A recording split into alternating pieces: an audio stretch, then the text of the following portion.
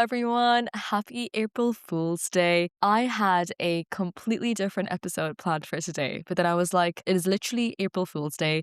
How can I not have an episode dedicated to the neuroscience of being fooled, essentially? So today, I wanted to talk about how your brain has basically been playing pranks on you since the second you woke up. Your brain doesn't actually see the world in real time. It's too slow for that. So it's basically creating the best guess based on the data that you have. And today we're going to just deep dive into why our brain glitches, why we find pranks funny, what is the dopamine surprise loop, and how the dopamine surprise loop is the same system that drives scientific discovery and manifestation. So let's get into it.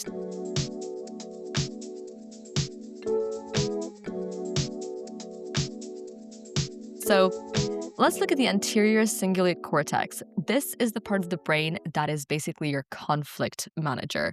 So when someone tells you a joke or plays a prank on you, they're leading your brain down a familiar path. You are already predicting the ending. But then when the punchline or the prank actually happens, there's a mismatch between what you expected and what actually happened. So this mismatch triggers this massive spike in stochastic resonance in your anterior cingulate cortex, the brain's conflict monitor, and your brain has to rapidly recalculate in real time your actual what's happening. So, if the mismatch is harmless, if it's funny, your brain's going to release endorphins, dopamine, you're going to start laughing, and laughter is essentially the biological way to release the valve for a resolved prediction error. So you aren't really just laughing at the joke, you're laughing because you figured out that, okay, this was just a prank, this is just a glitch in what I predicted, and that's okay. Now, what's also really interesting about memories is that humans have a tendency to pick up false memories. So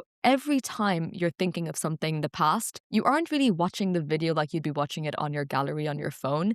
You are recreating the event in your hippocampus. So obviously, the memory exists. It's just that it's incredibly fragile, and a lot of the details, the striking details that you remember, will often be fake because your brain has stitched these fake details into the memory and saved it as the truth. So essentially, we don't even know what we're seeing is real or not. This is called confabulation. We are living in this kind of April Fool's state, I guess, where our prefrontal cortex is struggling to distinguish between what's a recorded fact and what's something that I've made up, what's a generated narrative. And your brain would rather tell you this consistent morphed memory than admit that it doesn't have the full data and doesn't know the entirety of this memory. So it's basically just filling in the blanks for you. Now, it's also one of those things where if you think about the placebo effect, or, if you hold a crystal and you feel that quote unquote energy. So when we give an object, like a crystal, for example,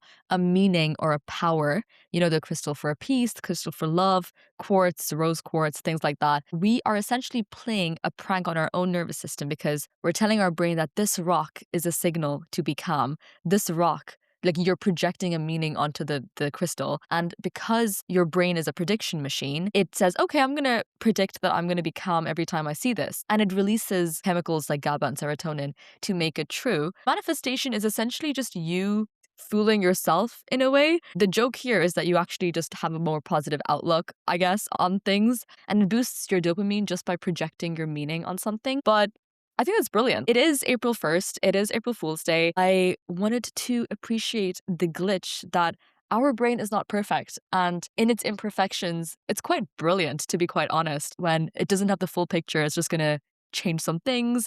Even visually, it's like there are parts of our visual field that we're not able to see, and our brain just fills it up for us. I think it's incredible how, in a way, our brain is helping us go through this life so much more easily, even though it might not be 100% correct and might be, I guess, a glitch or a little bit of a prank vibe. And yeah, just realize that your past and the memories from your past are essentially just an edit that your brain's made. So don't be too fooled by your own narratives or what you choose to reminisce on for too long. And again, embrace the placebo, embrace the crystals and the spirituality of it all, because if a manifestation or a lucky charm does make you a high performer, who cares if it's not real?